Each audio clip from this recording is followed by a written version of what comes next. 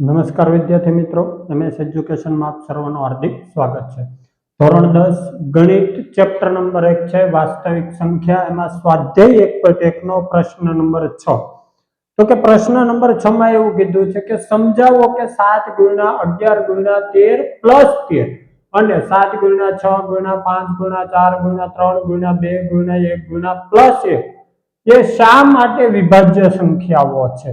તો હવે પહેલા આપણે જોઈએ કે શા માટે આ બંને સંખ્યા છે શા માટે વિભાજ્ય સંખ્યા છે। તો જોઈએ તો કે 7 × 11 × 13 + 13 માટે જોઈએ। તો આ પહેલો જે પ્રશ્ન છે 7 × 11 × 13 + 13 એના માટે આપણે જોઈએ તો કે હવે જો આમાં બે વસ્તુ કોમન છે 13 છે એટલે કે આપણે 13 ને કોમન કાઢી લઈએ એટલે કે 7 × 11 વધ્યા કેટલા +1 એટલે કે 13 એમને 7 × 11 એટલે 77 + 1 13 એમને 77 + 1 એટલે કે 78।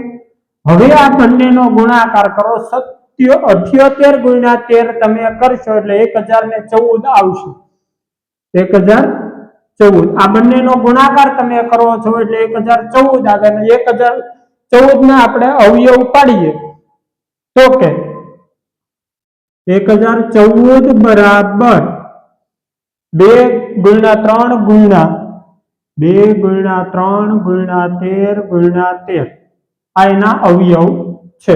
એટલે કે કહી શકાય કે 1014 ને અવિભાજ્ય સંખ્યાઓ ને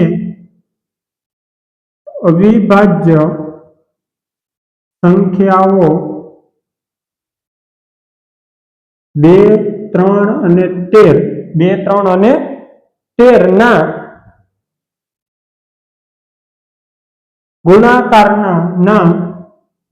ગુણાકાર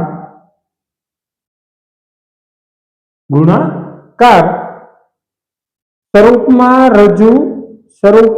રજૂ કરી શકાય છે। ગુણાકારના સ્વરૂપમાં રજૂ કરી શકાય એટલે કે 1014 એ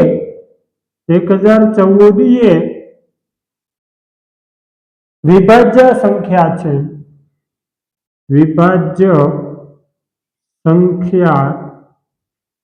છે ત્યારબાદ જોઈએ આપણે તો કે 7 × 6 × 5 × 4 × 3 × 2 × 1 +5 માટે। હવે આ જે બીજો પ્રશ્ન છે એના માટે આપણે જોઈએ તો કે પેલામાં જેમ કર્યું છે તેમ જ તો કે આ બંનેમાં કોમન શું છે તો કે 5 5 છે એટલે કે 5 ને આપણે કોમન કાઢીએ એટલે કે 7 × 6 × 4 × 3 × 2 × 1 +1 એટલે કે 5 7 × 6 6 × 4 4 × 3 3 × 2 2 × 1 +1 કરશો એટલે કે એનો જવાબ આવશે 1008 +1 એટલે કે 5 1008 × 1 એટલે 1009। હવે આ બંનેનો ગુણાકાર તમે કરો તો જવાબ આપણને મળશે 5045। રેડી। હવે 5045 જે છે તેને પણ કહી શકાય કે આમ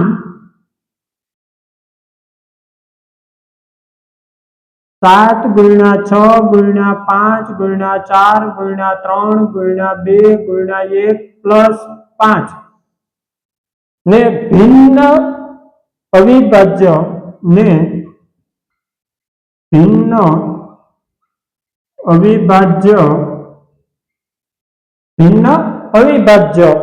સંખ્યાઓના ગુણાકાર તરીકે સંખ્યાઓના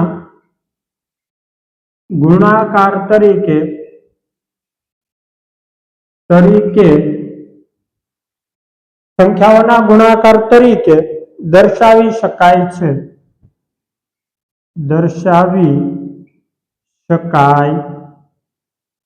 છે આથી એટલે અહીંયા લખીએ આપણે આથી 7 ગુણ્યા 6 ગુણ્યા 5 ગુણ્યા 4 ગુણ્યા 3 ગુણ્યા 2 ગુણ્યા 1 પ્લસ 5 એ અવિભાજ્ય સંખ્યા છે, એ વિભાજ્ય સંખ્યા છે, વિભાજ્ય સંખ્યા છે. જો વિદ્યાર્થી મિત્રો તમને આ દાખલો વિડીયો પસંદ આવ્યો હોય તો અમારી YouTube ચેનલને લાઈક, શેર, કોમેન્ટ અને ખાસ સબસ્ક્રાઇબ કરવાનું ભૂલતા નહીં. આભાર.